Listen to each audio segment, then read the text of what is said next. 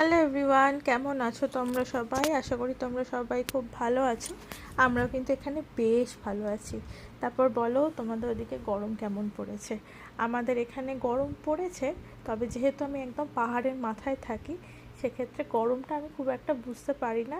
আর এখানে ওখানকার মতো প্রচণ্ড হিউমিডিটি যেহেতু নেই, সেহেতু খুব একটা কষ্ট হয় না। তবে সামনের সপ্তাহটাতে কিন্তু ভালোই গরমের ফোরকাস্ট আছে। তবে যতই গরম থাক, দুদিন পরই আবার বৃষ্টি নেমে পুরো পরিবেশটাকে, আবহাওয়াটাকে একদম শান্ত করে দেয়। আমার এই ব্যাপারটা বেশ ভালো লাগে। তো আমি যে সিরিজটা কনফারেন্স নিয়ে শুরু করেছি, এটার আজকে তার তৃতীয় পার্ট। আগের ভিডিওতে আমরা আলোচনা করেছিলাম কারা ইন্টারন্যাশনাল কনফারেন্সে অংশগ্রহণ করতে পারে। আজকে আমরা কথা বলবো আর একটা খুব গুরুত্বপূর্ণ বিষয় নিয়ে, ইন্টারন্যাশনাল কনফারেন্সের খবর কোথায় পাওয়া যায়। অনেকেই মনে করেন কনফারেন্সের অ্যাডভার্টাইজমেন্ট হয়তো খুব সীমিত জায়গায় বেরোয়, বা শুধু ইউনিভার্সিটির কিছু মানুষগুলো এগুলোর খবর পান, কিন্তু আসলে ব্যাপারটা কিন্তু একদমই তা নয়। ধরো তুমি একজন আন্ডার গ্র্যাজুয়েট বা মাস্টার স্টুডেন্ট, তুমি ভবিষ্যতে একটা ইন্টারন্যাশনাল কনফারেন্সে অংশ নিতে চাও, তাহলে প্রথমেই তোমার নজর রাখতে হবে ইউনিভার্সিটি ইমেল, ডিপার্টমেন্টের ওয়েবসাইট এবং নোটিশ বোর্ডের দিকে। অনেক সময় কনফারেন্স, ওয়ার্কশপ, সামার স্কুল এবং ফান্ডিংয়ের খবর সেখান থেকেই আসে। দ্বিতীয় গুরুত্বপূর্ণ জায়গা হলো গুগল।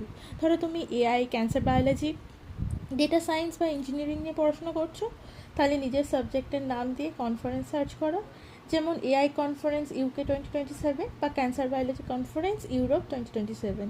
এতে অনেক অফিসিয়াল কনফারেন্স ওয়েবসাইটে পাওয়া যাবে। তৃতীয়ত লিঙ্কডইন এবং রিসার্চগেট।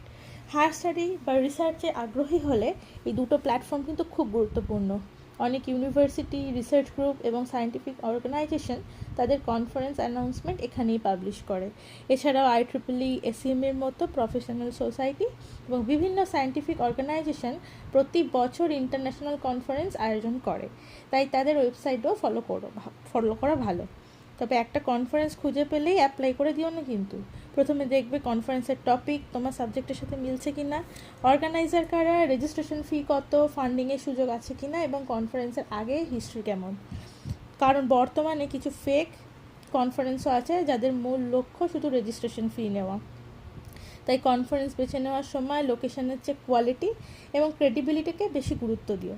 আজকের ভিডিওতে আমরা জানলাম ইন্টারন্যাশনাল কনফারেন্সের খবর কোথায় পাওয়া যায় এবং কনফারেন্স বাছাই করার সময় কী কী বিষয় খেয়াল রাখা উচিত।